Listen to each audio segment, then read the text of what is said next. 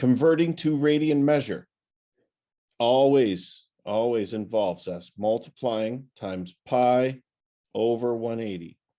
In every case, multiply times pi over 180 times pi over 180 and times pi over 180.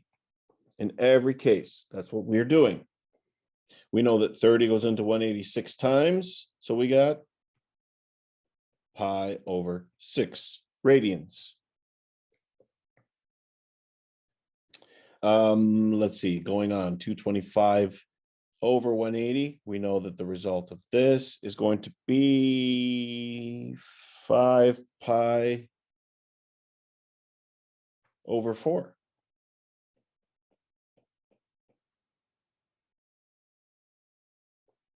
The next one, we have a negative result.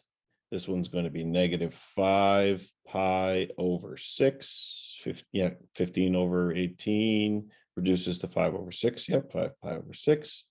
And our last one, a positive result, it's going to be pi over 18. So converting into radians without the calculator, this is how we would do it. If you were to be using the calculator to convert degrees to radians, and you just had, for example, the first one, which was 30 times, in parentheses, second pi over 180.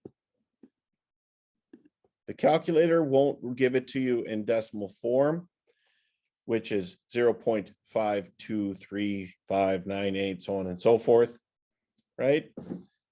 But you can always check your result. Second pi over 6, and you should have the same result, and that is the case. So you know you are in radian measure. Now, make sure that if you are working with trigonometric problems, doing some problem solving with trigonometric problems, make sure that if you're given the angle in radian measure and you want to work in radian measure, then go to mode and make sure that your calculator is set to radians. If you are given a question in degrees and you want to continue to work in degrees, simply move that cursor over, hit enter, and your calculator is in degrees.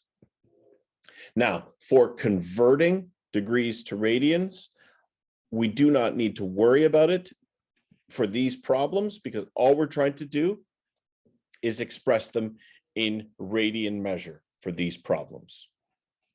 So it doesn't matter whether your calculator is set to degrees or radians, because all we're doing is using the calculator functions within just the normal window where we're doing calculations. So no need to stress about that.